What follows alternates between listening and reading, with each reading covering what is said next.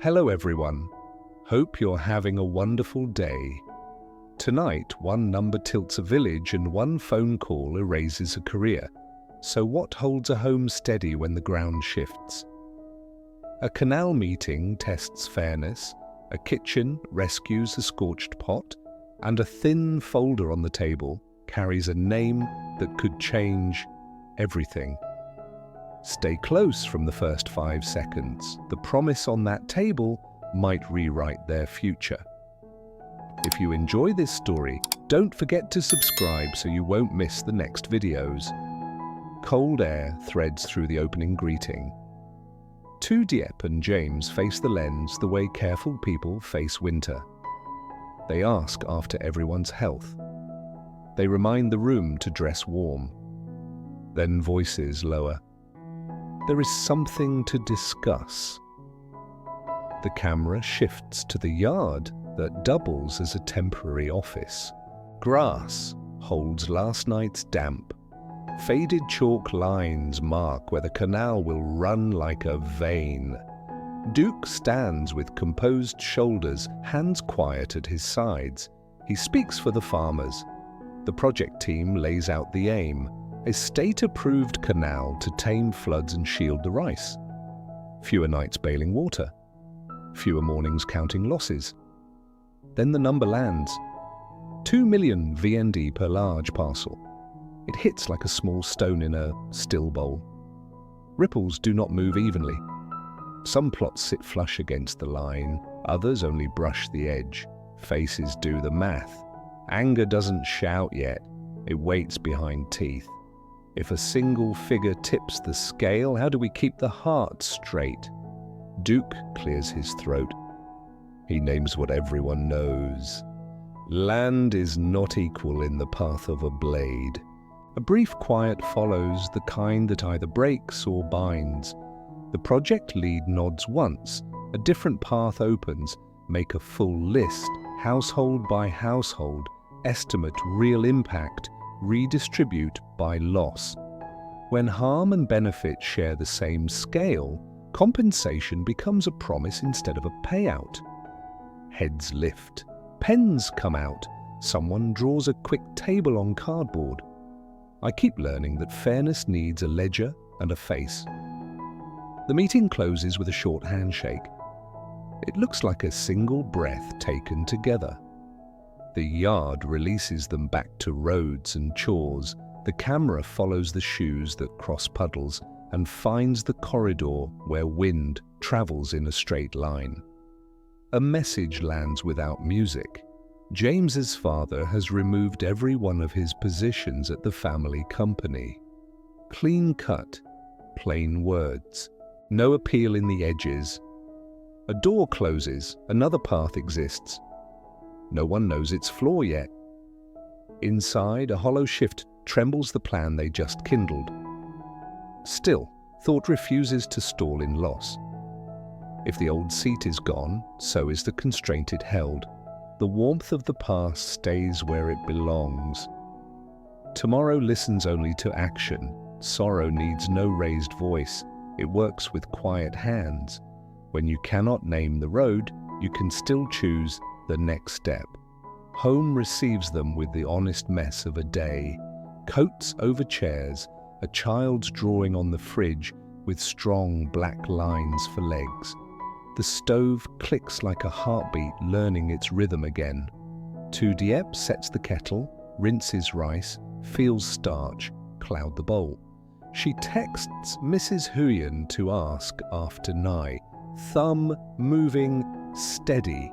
Plans change in small ways that tug at large ones. The reply is simple. Enhai is at the mall, laughing in a sea of coloured balls. The handoff is a kindness. The house breathes. If I show up steady, will the day stop shaking? She calls James. The invitation is clean. Can you come early? I'll wait. His answer travels warm through a thin wire. He needs a little time. He will return. Presence does not always mean the same room in the same minute. It means moving toward the same table. On the shelf, the new table leans like a quiet promise. They rescued it from a workshop last week, sanded its edges until palms could trust it. Today it will hold more than bowls, it will steady the day. The kitchen clears its throat. Hammer taps linger from an unfinished corner. The worker uncle wipes his brow with a paint-marked wrist. Diep invites him to stay for dinner. He smiles, checks the time, shakes his head. Next time when the kitchen is finished, a small promise hangs near the rafters like a drying cloth. I want this room to earn the word home. Bowls line up, chopsticks rest on a folded napkin. The new table takes their weight without a wobble. Confidence grows legs when wood is level. Then it happens. Hands lost in washing greens. Heat left to run. The rice tightens. A thin, scorched scent folds across the air like a crease across a letter. She lifts the lid. Steam ghosts the glass. The pot answers with a hush that isn't right. A mistake arrives. It does not ruin the evening. It asks for a different hand. She lowers the flame, checks the soup, finds balance with sauce and patience. The kitchen's rhythm returns. Water hums under the lid. Seasonings wait like a painter's small choices. A touch of fish sauce, a shake of pepper, a glance at the clock. The next call to James can be a question or an anchor. She chooses anchor. When things toughen, soften something. If the rice is dry, let the voice be gentle. Her phone lights, not a message, just the reflection of the stove in the glass. In the doorway, the worker uncle waves goodbye and slips into the evening. The hammer taps stop. Silence fills the space where sound used to be, and the house learns a new pitch. She smooths the tablecloth, palm moving slow to press out air. The table does not wobble. The day still does. She sets each dish one by one like laying down reasons to stay. What news can bend a meal toward hope without breaking its truth? The doorframe holds shadows, then footfalls, then the sound of a hand on the latch. Keys settle like coins into a bowl. The wind outside pulls at the hinge. The room tightens with alert joy. The camera shifts closer to faces, to breath, to the small tremor in a thumb that steadies a spoon. The new table is not just furniture now. It is a plane where jagged hours lie flat. When the old seat disappears, we build our own room. She sets down the last pair of chopsticks. The lid lifts once more. White steam rises like a signal. The scorched edge stays, faint but honest. She decides not to hide it. A meal can carry a scar. A family can too. If they eat together, the scar becomes part of the story rather than the story itself. If this table holds tonight, what else can we keep level? The latch turns fully. The door swings inward. James steps through with work on his shoulders and something like relief in his eyes. "I'm home from work," he says, voice low, steady. James steps inside, closes the wind out with his back, and stands for a breath in the doorway. The quiet is not empty, it's charged. He sees the bowls, the small scorch, the chopsticks set like two little bridges, his shoulders lower. He comes close, not with speeches, but with sleeves rolled, with hands that know where the spoons live, coat to chair, keys to bowl. He reaches without asking and stirs the soup. "What a day," he says, almost to the steam. "What a day," she echoes, almost to herself. He looks up. Their eyes meet in the thin light between stove and table. Something breaks, but it isn't anything that needs fixing. It's the stiff shell of the afternoon. It cracks. Warmth spills out. He takes her hand. Not long. Enough. "I heard," she says, "about the company." He nods once. No speech about betrayal. No long story about boardrooms. "It's done," he says. Short, true. Then we do dinner, she answers. They eat in the honest way people eat after news has rearranged a hallway inside them. First spoonful cautious, second sure. The rice is drier than planned. The soup leans in to help. She laughs at herself, a small, throat-deep sound. He shakes his head like he's seen the trick before, and finds it charming every time. "This table," he says, tapping the wood. "It holds." "It holds," she repeats, and the words land heavier than they should for furniture. He reaches to his bag by the chair. A thin folder slides free. Official paper has a smell, ink and quiet. He doesn't put it on the table yet. He lets it sit against his palm, warm from his hand. "I brought something," he says. Her spoon stops. Breath shortens, not fear. Anticipation that doesn't dare stand up too fast. He places the folder on the new table, careful with the corners, like it's a photo that shouldn't bend. The flame hums low. The clock makes a sound they usually ignore. He opens to the first page. A name, a business name, fresh letters that will need time to become real in the mouth, registration details, a tax code number, space for signatures. And under representative, the line where most people would expect James carries a different truth. Her name. She blinks once, like light, changed. Then again, slower.